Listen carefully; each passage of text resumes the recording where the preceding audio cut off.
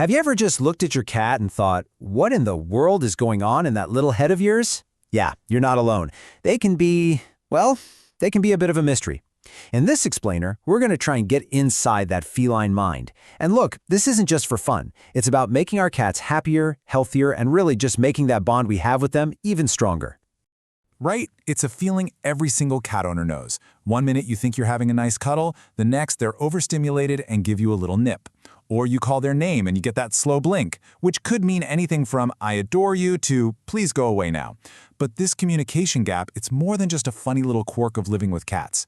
What if I told you it can have some really serious, even life or death consequences? Okay, so get this. Cats get way less veterinary care than dogs do. And it's not because people love them any less. It's because the whole experience, wrangling them into the carrier, the car ride, the clinic, it is just so incredibly stressful for them. I mean, just look at the fear in this cat's eyes. As owners, that's the absolute last thing we ever want to make them feel. And that, right there, is the feline conundrum. We want what's best for our cats, but the very act of getting them that care can feel like a total betrayal of their trust. So let's get into why this happens. This is that vicious cycle we all get caught in, isn't it? It kicks off with the epic battle of cat versus carrier. Then you've got the car ride from hell with all the meowing. And you finally get to the clinic with the cat who is just completely terrified. Of course, the cat remembers all that trauma, which just makes the next time even harder. It leaves you feeling awful and totally helpless. But what if the problem isn't that our cats are being difficult? What if the real problem is that we're just not speaking their language? The answer isn't to just give up and avoid the vet, it's to understand. We have to try and step outside of our human brains for a minute and see the world the way they do. We have to learn to think like a cat. And that is exactly what we're going to do now. Because to solve these really practical problems, like the vet visit, we first have to understand the ancient, hardwired instincts that are running the show inside every single house cat. This, to me, is one of the most fascinating things about cats. It's this core duality in their nature. Every cat is basically living two lives at the exact same time. On one paw, they are these incredible solitary hunters just built to stalk and pounce. But on the other, they are also prey animals, hardwired to be super cautious and hide from anything that even smells like a threat. This constant internal push and pull explains so much of their behavior. Here's a perfect example. Aula rubbing. You know when your cat kind of headbutts you or weaves through your legs, rubbing on you?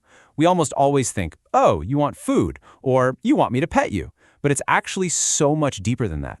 It's a social behavior. They are literally marking you with their scent, creating a shared family scent. They're saying, you're part of my trusted group, my colony. It's less of a question and more of a statement. You belong to me. Okay, so with that in our back pocket, we can start to actually crack the code of how they communicate.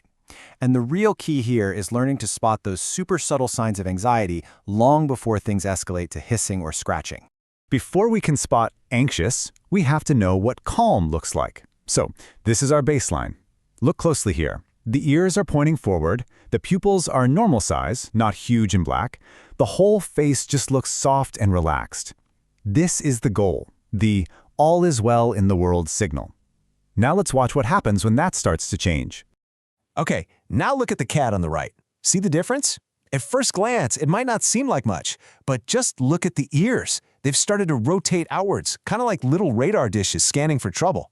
This tiny shift is often the very first clue that a cat's anxiety level is starting to creep up. And if we miss that first little cue, the anxiety builds. Now the entire body posture changes. The cat starts to crouch down, trying to make itself smaller, less visible. That prey instinct is really kicking in now.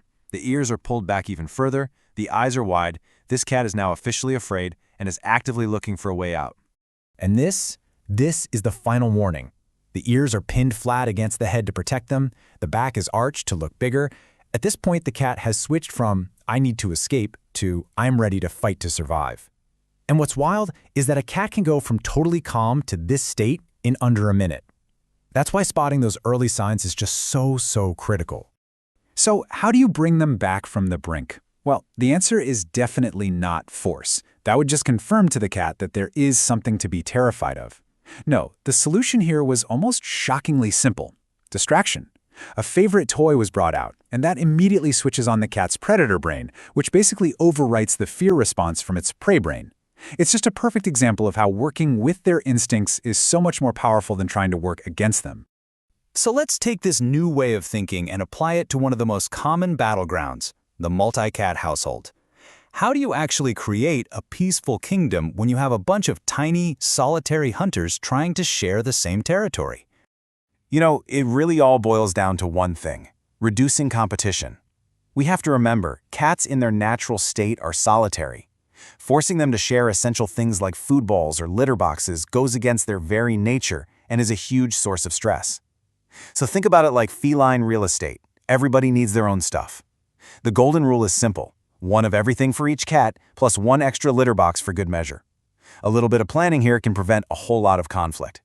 But let's say a fight does break out. You have to remember, never, ever shout at them or try to break it up with your hands.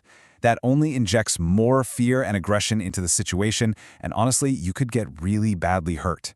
The best method is to interrupt and then redirect.